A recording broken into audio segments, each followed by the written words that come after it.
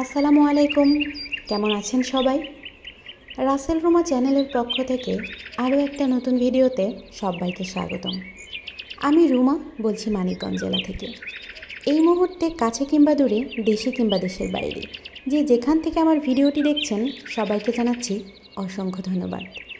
আজকের ভিডিওটা সামান্য একটু বড় হতে চলেছে। আশা করব সম্পূর্ণ ভিডিওটি জুড়ে আমার সাথেই থাকবেন। বিয়ের পর একটা মেয়ে জীবনের আসল অর্থ বুঝতে পারে।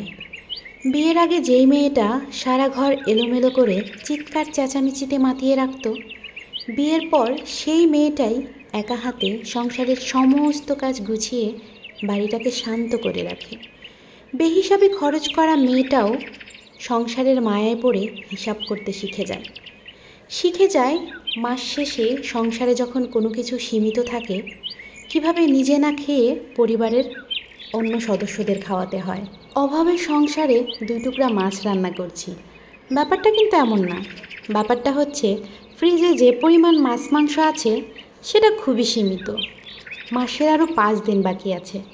যারা আমার ভিডিও রেগুলার দেখেন তারা তো অবশ্যই জানেন রাফসানের আব্বু পাবনা আছে, সে বাড়িতে আসবে 1 তারিখে। তাই একটু হিসাব করে চলছি যাতে মাসটা ঠিকঠাক চলে যায়। সকালে ছেলেকে একটা ডিম সিদ্ধ করে দিয়েছিলাম, আর এখন 2 পিস মাছ রান্না করে দিচ্ছি। এটা দিয়ে ছেলের দিনটা দিব্যি চলে যাবে। আর আমার জন্য ডালের বড়া বানিয়েছি। মাছের ঝোল আর বড়া দিয়ে খেতে আমার ভীষণ ভালো লাগে। এটা শুধু আমার গল্প না, প্রতিটা সংসারের নারীদের গল্প। কিন্তু আফসোস, আমাদের এই ছোটো ছোটো স্যাক্রিফাইসগুলো কারো চোখেই পড়ে না। ভেবেছিলাম বিকেলবেলা বাড়ির পাশে ছোট একটা মুদি দোকান আছে, সেখানে যাব টুকিটাকি কিছু জিনিস কেনার জন্য, কিন্তু আর যেতে পারলাম না। মুষলধারে বৃষ্টি শুরু হয়েছে, আর বৃষ্টির এই ওয়েদারটা এত বেশি ভালো লাগছিল, তাই মা ছেলে বারান্দায় বসে বসে এই সুন্দর মুহূর্তটাকে উপভোগ করছিলাম আর কিছুটা ক্যাপচার করে নিলাম যাতে তোমাদের সাথে শেয়ার করতে পারি। এই তো পরদিন বিকেলবেলা মা ছেলে মিলে রওনা দিলাম দোকানের উদ্দেশ্যে। তো আসলে রাফসান বলছিল ওই রিংটা সে হাতে করে নিয়ে যাবে, তারপর তাকে বোঝানোর পর সেটা আমাকে দিয়ে দিয়েছে। দোকানে নিয়ে এসেছি, খুব শান্ত ছেলের মতো বসেছিল, কোনো কিছুই নাড়াচাড়া করছিল না কিংবা চাইছিল না, সে শুধু দাঁড়িয়ে দাঁড়িয়ে গাড়ি দেখছিল। একটা মেয়ে বিয়ের পরে সংসারের চাপে নিজের এত শখের চুলগুলো আঁচড়াতে ভুলে গেলেও ভুলে না ছেলে মেয়ের যত্ন নিতে। সারাদিনে অক্লান্ত পরিশ্রম করা নারীটা তার অফিস ফেরত স্বামীটাকে কোনোভাবেই বুঝতে দেয় না তার ক্লান্তির কথা। হাসি মুখে স্বামীর সমস্ত ফয় মাস খাটে। আবার যারা যৌথ ফ্যামিলিতে থাকে, পরিবারের সকলের মন জুগিয়ে চলতে হয়। আর এই সকল কাজ করে নারী কখনোই মানসিকভাবে ক্লান্ত হয় না, ভেঙে পড়ে না, কারণ নারী তার সংসারকে প্রচণ্ড রকমের ভালোবাসে। একটা নারী মানসিকভাবে তখনই ভেঙে পড়ে যখন তারই কাছের মানুষগুলো তার দিকে প্রশ্ন ছুঁড়ে মারে, সারাদিন বাড়িতে বসে কি করো? রাফসানের খাবারগুলো দোকানদার আলাদা একটা ব্যাগে ভরে দিয়েছিল। আমি অনেকবার চাইলাম যে ব্যাগটা আমার হাতে দাও, আমি তোমাকে বাসায় নিয়ে দিচ্ছি, কিন্তু সে নাছোড়বান্দা এক দৌড়ে বাসায় চলে এসেছে।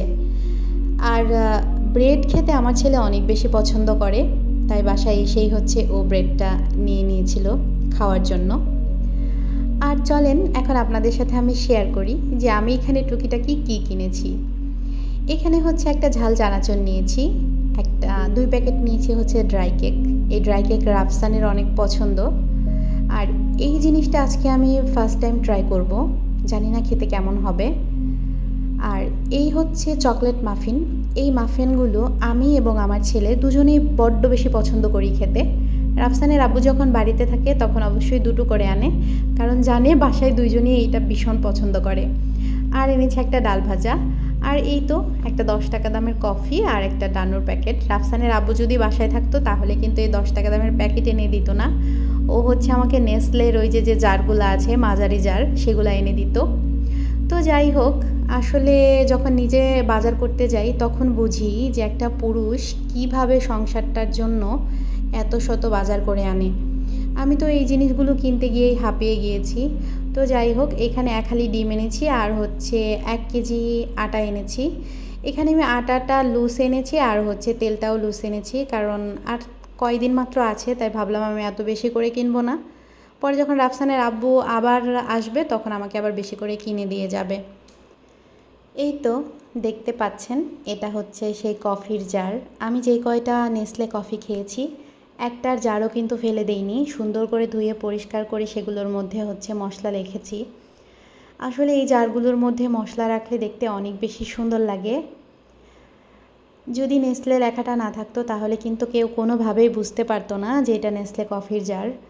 দেখে মনে হতো খুব সুন্দর এক সেট মশলা রাখার জার। প্রতিবারই যখন আমার মশলাটা শেষ হয়ে যায় আমি কি করি, জারটাকে আবার ধুয়ে শুকিয়ে তারপর আবার পুনরায় মশলা ভরি। এতে করে জারটা না খুবই সুন্দর লাগে দেখতে, মনে হয় নতুনের মতো থাকে। দেখতে কিন্তু ভীষণ ভালো লাগছে। আর সুবিধা হয় আরেকটা, যে আপনি এই জারের মধ্যে যে কোনো মশলা রাখেনি না কেন আপনাকে খুলে দেখতে হবে না, বাইরে থেকে বুঝতে পারবেন যে এটার মধ্যে কিসের মশলা আছে। আচ্ছা, আপনারাই বলেন তো এই কিউটের ডিব্বাটাকে এখন কি করব। যখন ব্রেডটা খাচ্ছিল আমি কতবার দুষ্টুমি করে একটু চাইলাম যে আমাকে একটু খেতে দাও, আমাকে একটু দাও, দিলই না। এমনিতে আমার সাথে শেয়ার করে খায়, বাট আজকে কেন জানি দিতে রাজিই হলো না। তারপরে দেখেন এই যে না খেয়ে হাতে রেখে ঘুমিয়ে পড়েছে, অথচ আমাকে দেয়নি। এখন কি পিটানি দিব? সন্তান যেমনই হোক না কেন, প্রতিটা মায়ের চোখেই তার সন্তান পৃথিবীর সবচাইতে সুন্দর এবং শ্রেষ্ঠ সন্তান। আমার দুষ্টু পাখিটা যেহেতু ঘুমিয়েছে, এই ফাঁকে আমি এক কাপ কফি বানিয়ে নিলাম। ভাবছি কফিটা ছাদে যেয়ে খাবো।